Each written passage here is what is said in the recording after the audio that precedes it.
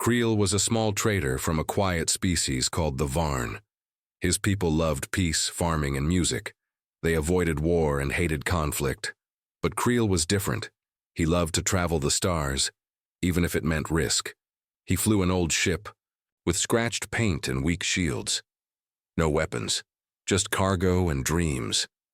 That's how he ended up near the Zelgar system, a place where the Galactic Patrol often taxed traders, especially the weak ones. The patrol ship stopped him without warning. It was huge, cold, and gray like a floating mountain. Creel followed every rule. He slowed down, shared his ID, and opened his cargo. But the patrol commander didn't care. He saw an easy target. They claimed Creel didn't have the right papers. They claimed his cargo was stolen. It was a lie. But lies didn't matter out here. The patrol wanted payment, money Creel didn't have. When he begged, they laughed. Then they fired a warning shot that hit his engines. Creel's ship spun out, breaking in places. No rescue came. The patrol left him drifting in space, slowly dying. No power, no help. His last message wasn't sent to his own people. It was sent to someone far more dangerous. A human named Captain Elias Rains. Creel and Rains had met years ago during a strange storm on a desert moon. Creel helped Rains escape from a deadly creature by hiding him in his ship. He never asked for anything in return, but Rains promised him one thing that day. He said, "If anyone ever hurts you, tell me, I'll take care of it." They called it the Silent Pact. It was never written, never spoken about again. Until now. Rains received the message on an old communicator, hidden deep inside a drawer. He hadn't used it in years. When he saw Creel's face, bloody, scared, breathing hard, he didn't speak. He didn't blink. He simply nodded. The message ended. Creel wasn't even sure it had gone through, but he had no one else to call. He passed out in his broken ship, hoping, waiting, far away, on a small Earth colony near the edge of known space. Captain Rains stood up from his chair. He looked older now. His beard had more gray, and his eyes were tired. But something changed in them when he saw that message. It was like a fire had started again. He walked to the back of his room and opened a locked case. Inside were weapons and armor, long banned by the Galactic Council. Earth had kept its promises to stay peaceful. But not all humans had forgotten how to fight. Rains didn't call for help. He didn't send warnings. He didn't make threats. He left without a sound. He boarded his old ship, the Black Star, a human warship from a forgotten time. It was ugly, silent, and deadly, and once it launched, no one saw it coming. A few days later, strange reports started spreading. A patrol station near the Zelgar system stopped responding. Then another, and another. Commanders began to panic. They sent scouts. The scouts never returned. Surveillance drones caught only short clips, blurry images of a black ship flying. Like a ghost, too fast, too smart, too quiet. Ships didn't explode, they just disappeared. No one connected the dots at first. No one remembered Creel. He was just a small alien trader. Unimportant. But then someone found a piece of wreckage with human code etched into it. Silent Pact. That's when the fear began. One admiral stood before the Galactic Council and shouted, "I think this is human. I think they've returned." The council laughed. Humans wouldn't care about a small alien, they follow the rules now. But deep down, some of them weren't sure. They remembered the stories, the wars, the things humans had done when they were angry, not for power, not for land, but for loyalty. Back in space, Rains continued his path. He tracked every patrol ship that had touched Creel's case. He didn't kill everyone, only the ones who laughed, the ones who gave the order. He let some live, but only to spread the fear. He wanted them to talk, to ask the question, who did we hurt? Meanwhile, Creel woke up in a hospital bed. He had been rescued by an unknown ship with no ID. The doctors wouldn't tell him who paid, but he knew. He smiled, weak but alive. He whispered, "You came." And even though no one else understood, he felt safe. Across the galaxy, one name began to return in hushed whispers. Captain Rains. The man who once burned a warlord's fleet for killing a diplomat. The man who had walked alone into a rebel stronghold to rescue a friend. The human who didn't start wars but ended them quickly if someone crossed his line. And now, that man was back. Not for Earth, not for justice, but for a friend. And the galaxy had just made one mistake. Hurting. The wrong one. The first patrol station went dark without warning. No signal. No emergency alert. Just silence. At first, the Galactic Patrol thought it was a system error. Then, 2 more stations near it stopped responding. No debris, no distress calls, just nothing. In the command tower on Delvar Prime, Admiral Vokas looked over the reports with growing anger. "This must be pirates," he growled. "Send more patrols." But even as he gave the order, a quiet fear settled in his stomach. Pirates leave messes, they take cargo, they make noise. This enemy didn't. Soon, whispers began to spread across the fleet. Pilots spoke of a black ship so fast it didn't show on sensors. Some called it a ghost, others called it a myth. But one survivor told a different story. His name was Telrix, a junior pilot who barely escaped a destroyed patrol group. He was shaking when the council questioned him. "It wasn't pirates," he said.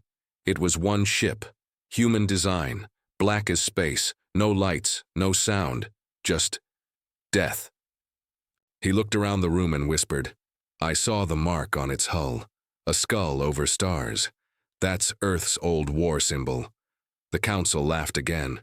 "Impossible. Earth hasn't sent a warship in over 30 years. They follow the peace treaty." But Telrix leaned forward, pale and sweating. "Maybe, but this one didn't." Far from the council chambers, Captain Elias Rains watched old files on his ship's screen.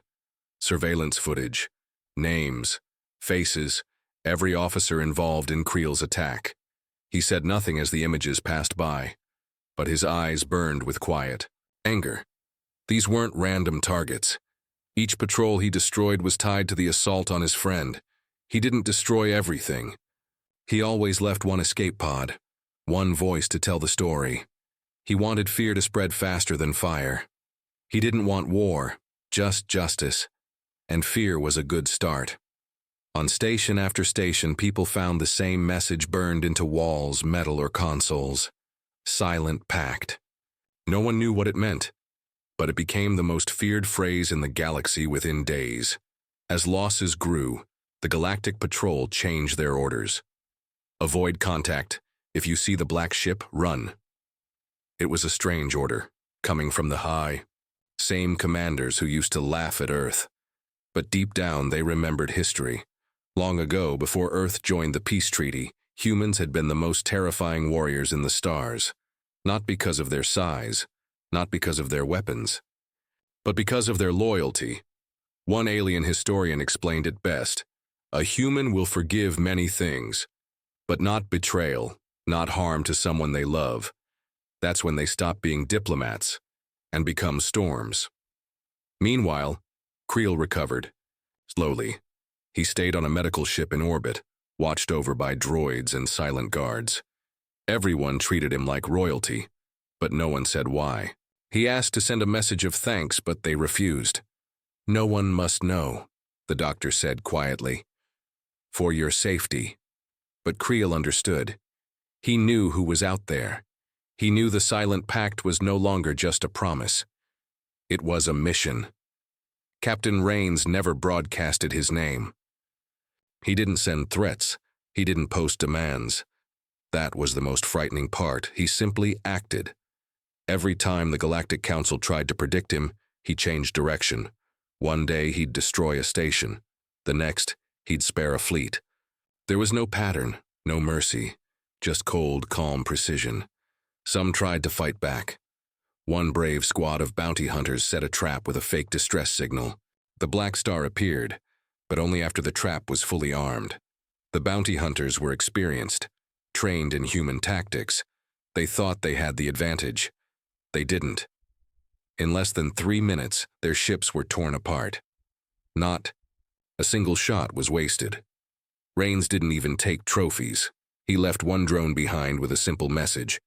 "You stood beside them. You fall with them." Back in the council chambers, fear turned to panic. Admiral Vocus slammed his fist on the table. "This is a terrorist, a rogue human. Earth must answer for this." But Earth stayed silent. When contacted, Earth's ambassador simply said, "We do not control every human. Some have reasons you will never understand." It wasn't a warning. It was a reminder. Captain Elias Rains wasn't fighting for Earth. He wasn't claiming land. He wasn't chasing power. He was honoring a promise to a friend. And across the galaxy, everyone began to realize the truth too late. They didn't just hurt a traitor. They didn't just break a law. They crossed someone a human cared about, and that mistake was now hunting them. The galaxy was afraid. Patrol stations were destroyed. Command ships had vanished. The words "silent pact" were spreading faster than truth. The Galactic Council blamed pirates. Then they blamed rebels. But deep down, they all knew. They had poked something dangerous. Still, most believed it was just one human, one madman, maybe a war veteran who had lost his mind. They thought he would burn out soon. But then something strange began to happen.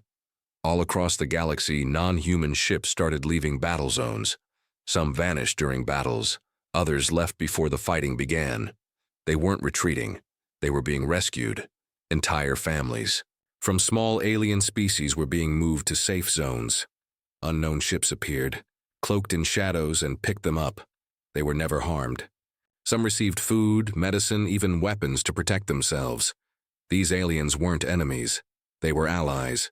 Old allies of Earth. One such ship belonged to the Inari, a bird-like species who once helped Earth in a forgotten border war. When their trading post was attacked by pirates, a mysterious ship arrived and destroyed the attackers in seconds.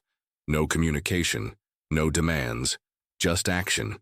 The Inari captain found a message on his screen afterward. "Earth remembers." Another case was more dramatic.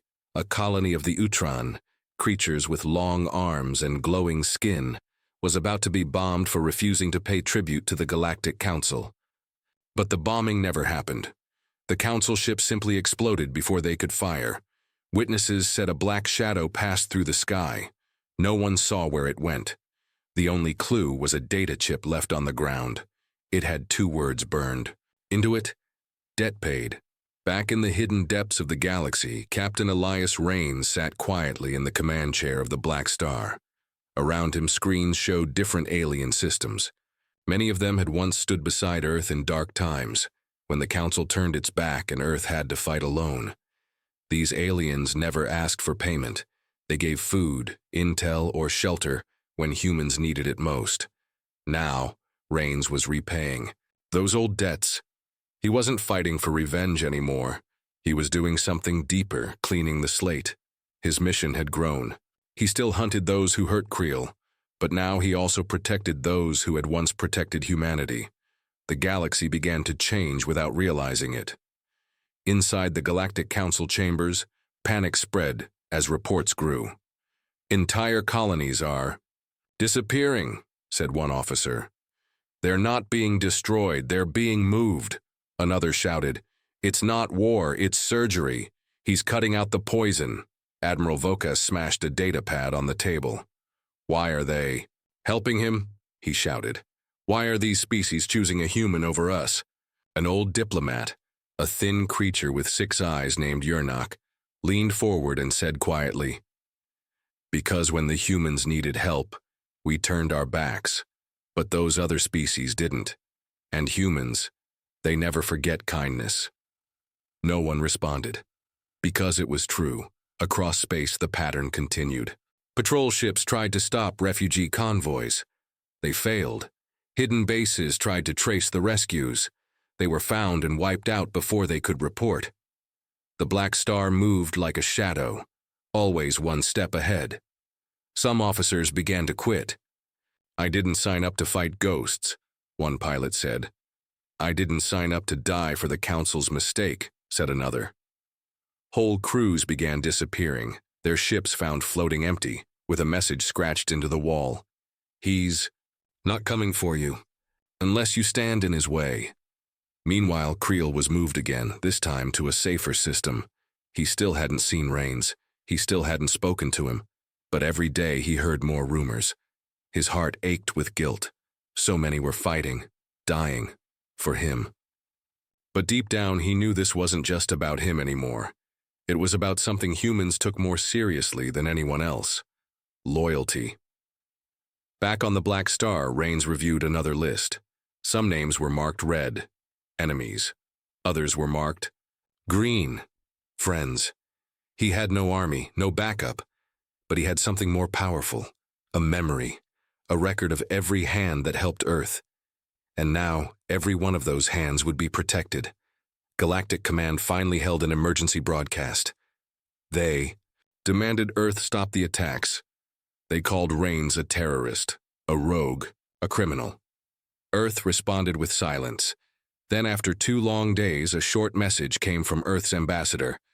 "We told you not to hurt our friends. You didn't listen. Now, we listen to him." And that was it. The galaxy finally understood. This was no accident.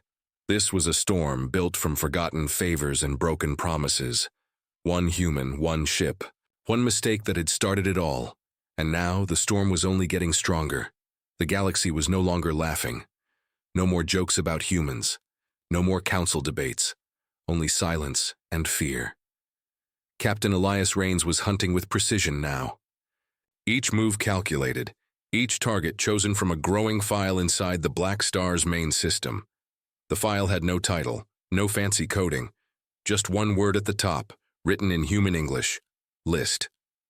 No one knew where the names came from, but every time a ship was destroyed, every time a base went dark, a match was found inside that list. It was made of people and places connected to one crime: what happened to Creel. There was no trial, no second chance. If your name was on that list, the Black Star would come. One of the first names was Commander Halvin. He had given the order to shoot Creel's engine. His station exploded in seconds. Another was Officer Jorlek, the one who laughed during the assault. His ship vanished in deep space. His escape pod was found days later with only one message carved inside: not forgotten. Each time the council sent help, the response was the same: too slow, too late. Rains never stayed in one place. He changed his routes daily, moved like smoke through the stars. He didn't speak to the media. He didn't post messages. He let his actions speak louder than any warning. But the list kept growing. Because this wasn't just about Creel anymore. The deeper Rains looked, the more he found. Reports of other small aliens mistreated by patrol ships, cargo stolen, people hurt, evidence hidden. The council had ignored it all, so Rains added names. Quietly, carefully now, every patrol commander lived in fear. Every supply station tightened security. But it didn't help. Rains didn't fight fair. He fought smart. One night, a patrol officer named Veltron found a message on his private comms. It simply said, "You're not on the list. Stay out of the way." He obeyed. He left the fleet the next day. Across the stars, strange things happened. A supply base that once overcharged alien traders was destroyed. But the aliens were warned first. A council ship known for accidental cargo seizures was found drifting. Its engines melted. No one died, but everyone aboard quit the next. The message was clear: if you were clean, you were safe. If you abused power, you were next. Inside the Black Star, Rains sat alone in the dark. He watched each file carefully before adding it to the list. He didn't enjoy this. He didn't hate his targets, but he couldn't let it go. Not anymore. He remembered Creel's kindness. A small act on a forgotten moon, hiding Rains in a storage bin when bounty hunters were closing in. Creel never asked for payment, never spoke of it again. But to Rains it mattered, and when Creel called for help, he answered. That was loyalty. That was human. Meanwhile, Creel finally learned what was happening. A nurse showed him a news report. He saw his name mentioned in a quiet whisper, the traitor who started it all. He felt sick. "This is my fault," he whispered. "He's doing all this for me." But the nurse shook her head. "Not just for you. For everyone like you." Creel looked out the window into space, wondering how far this would go. The Galactic Council gathered again in panic. This time they begged Earth to stop Rains. They sent requests, warnings, even bribes. Earth ignored them all. Finally, Earth sent just one message. The list is his, not ours, but perhaps you should ask why so many names are on it. That message spread fast, and with it fear turned into something worse. Doubt. Officers began checking their own records. Some even turned themselves in, hoping to be spared. Others fled, changed names, hid in border worlds. The Council tried to erase the hack the ship, break into Earth's networks. Nothing worked. Because the list wasn't digital, it was personal, stored in Rains's memory. Names, faces, actions, all remembered by a man who never forgot a promise. Back aboard the Black Star, the screen flashed with a new alert. Another name. Another target. Another mistake the galaxy was about to pay for. And deep in the shadows of space, the hunt continued. It started with a message, a short one, hidden in a council memo marked classified. Most people ignored it. But one sentence caught the attention of Captain Elias Rains. Creel's species may know the ship's location. If he resists, use force. It was meant to stay secret, but nothing stayed secret from the Black Star. The moment Rains read that line, something changed. He stopped hunting. He stopped rescuing. He stopped everything. For 3 hours, his ship floated in silence. Then the lights turned red, weapons powered up, the list closed, and a new mission began. They had made the one mistake he could never forgive. They threatened him again, through Creel. Far away, on a quiet moon hospital, Creel sat by the window. He had healed enough to walk again. He was getting stronger. The stars outside gave him peace, until he noticed something strange. The guards were gone. The halls were empty. And then he heard the engines. Council ships, 5 of them. They surrounded the building fast, weapons aimed. A voice came through the speakers. "Traitor Creel, step outside. We just want to talk." But Creel wasn't a fool. He backed away, heart racing. "Rains, if you're out there, don't come," he whispered. "Don't risk everything for me." But Rains was already coming. The Black Star dropped out of warp above the moon. No warning, no signal, just fury. The council ships opened fire immediately. Rains didn't dodge. He moved straight through them, shields glowing white from the hits. His ship spun between blasts, returned fire with brutal accuracy. Within 30 seconds, 2 ships were down. The rest tried to run. They didn't make it. Creel watched it all from the window, his mouth open, hands shaking. He came. "Again," he whispered. But this time was different. Rains didn't stop. After rescuing Creel again, he didn't vanish like before. He stayed in the system. The Black Star sent a signal, public, open to everyone. For the first time, Elias Rains spoke to the galaxy. His voice was cold, calm, controlled. "You broke a treaty. You attacked my friend. You lied. You covered it up. And now you come again. Still thinking you're above justice. That ends today." He paused. "I will no longer hunt the list. The list is done. The list is you now. All of you who stood behind this. All of you who gave the orders. And all of you who stayed silent. Across the galaxy," the message echoed. Ships stopped moving. Worlds held their breath. The council called it madness. But the people called it something else. Judgment. The council tried to stop the signal, but it was too late.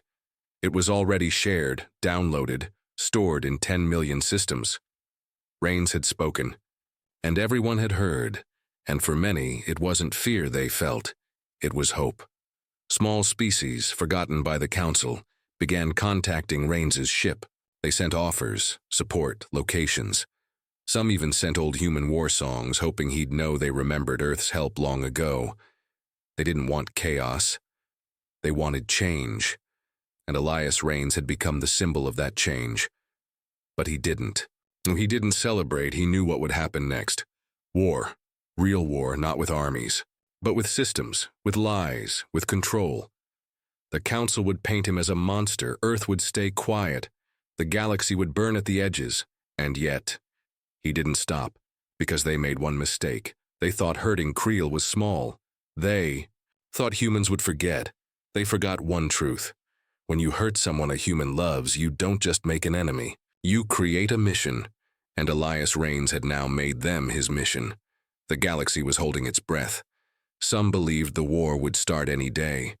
Others hoped Reigns would disappear again, vanish like a ghost. But he didn't.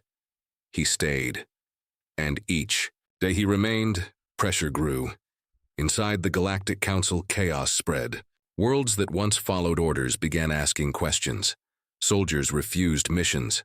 Cargo fleets changed routes. Even officers loyal to the Council began to wonder, what if he's right? The Council responded the only way they knew: force. They declared Elias Reigns an enemy of peace. They ordered all ships to hunt him. They froze Earth's trade accounts. And in a final, desperate move, they did something even worse. They targeted one of Earth's colonies. It was a small mining outpost, deep in neutral space. The colony was peaceful. No soldiers, no weapons, just workers and their families. But the Council labeled it a human military hub. They sent 4 cruisers to make an example. Reigns heard the news 2 minutes after the attack began. He didn't wait for permission. He didn't ask Earth. He jumped into hyperspace. By the time the Black Star arrived, the colony was already burning. Half the structures were gone. Civilians were running for shelter. One Council cruiser hovered above the main dome, preparing to finish the job, but it never got the chance. The Black Star appeared in total silence. Then, in less than 10 seconds, it cut through the cruiser with a focused beam. Clean, perfect. The ship split in 2 and fell from the sky like ash. The other 3 cruisers panicked. They tried to surround Reigns. They failed. One by one, they were disabled. Not destroyed, just crippled. Their weapons gone, engines offline. Their crews alive, but helpless. Reigns didn't kill them. He didn't need to. The message was already clear. Then, for the second time, he sent a broadcast. This time, it was shorter. You attacked civilians, you crossed a line. This is your warning. There will be no second one. That message reached every system in less than an hour. It became the most shared recording in galactic history, and that's when everything broke. Planets began to leave the Council. Small species, tired of being ignored, stopped paying tribute. Some tore down Council flags and raised blank ones, neutral, free. Others declared support for Reigns openly. They called him the Silent Pact's hand, the Ghost General, the memory of Earth. And Earth still said nothing. No apology, no denial, just silence. Because deep down they knew they didn't create this war. The Council did, by hurting Creel, by trying to erase the past, by crossing the one person they never should have. Inside the Black Star, Reigns stood over a new list, not of names but of systems. Places to protect, colonies to supply, friends to defend. His war had changed. He wasn't just fighting enemies anymore. He was guarding the innocent, but he knew it couldn't last forever. Sooner or later, the Council would do something worse. They would make one final move, and he would have to stop them, no matter the cost. Creel, still recovering, received a message. From Reigns that day, no words, just an old photo. It was of them years ago laughing beside a broken cargo ship. Just 2 traitors helping each other in the middle of nowhere. Creel smiled softly. He understood. This war wasn't about revenge anymore. It was about memory, about loyalty, about making sure the good was never forgotten and the evil never repeated. It ended where it began, at the edge of forgotten space, a small, quiet moon where Creel had once saved Elias Reigns, a place the galaxy ignored. But not anymore. Now it was surrounded by ships, Council fleets, supporters of Reigns, independent worlds, news drones. Everyone came, not to fight, but to witness, because they all received the same signal, a message from the Black Star. Reigns had called for them. No one knew what to expect. Would it be war? Would it be peace? Would it be the end? The black star hovered silently above the moon. Its black hull reflected nothing. No stars, no light, just shadow. Then, at exactly 0 hour, the signal began. Elias Reigns appeared on every screen in the galaxy. He looked tired, thinner, but calm. He spoke slowly, clearly, like a man who had nothing left to prove. "You all know me now," he said. "You know what I did. You've seen the recordings, you've heard the stories. Some call me a hero, some call me a criminal. Maybe I'm both." He paused. "I didn't plan this. I didn't want a war. I just wanted justice. For one friend. For one act of kindness that the galaxy forgot. That's how this all started. That's how simple it was. People watched in silence. On battle stations and homes, on farms and ships and cities. I gave the council many chances to do the right thing," Reigns said. "They chose fear. They chose power. And now they have no power left." He looked down, almost sad. "This isn't victory. This is a warning. A lesson. Power is nothing without honor. Rules are nothing without mercy. And silence is never safety." He turned his gaze to the stars. "This is my last message. I will not lead. I will not fight anymore. I've done what I can. Now it's up to you. Protect the small. Defend the weak. And remember, all it takes is one mistake to doom everything." He stepped back from the camera, and then the screen went black. No goodbye, no signature, just silence. People waited for more, but nothing came. The signal was gone. The black star turned toward the edge of the galaxy and jumped into the unknown. It never came back. The council tried to spin the story. They claimed Reigns was hunted down, that he died in battle. But no wreckage was found. No trail, no proof. Most people didn't believe them. To this day, children draw the shape of the black star in the sky. Traders tell stories of seeing it at the edge of space. Some say he still watches from the shadows, waiting. Creel returned to his travels. Older, wiser, but never alone. Wherever he went, people offered help. A drink, a meal, a story. They knew who he was. They knew what he meant. He never said much about Reigns. Only once in an interview years later he said, "People think Elias fought for me. He didn't. He fought for what was right. I was just the reminder." And so, the galaxy changed.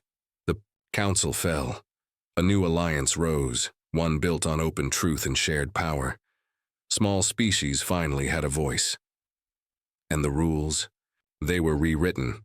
But in every meeting room, on every law document, one phrase was burned into the foundation: never cross a human's ally. Because no one forgot what happened.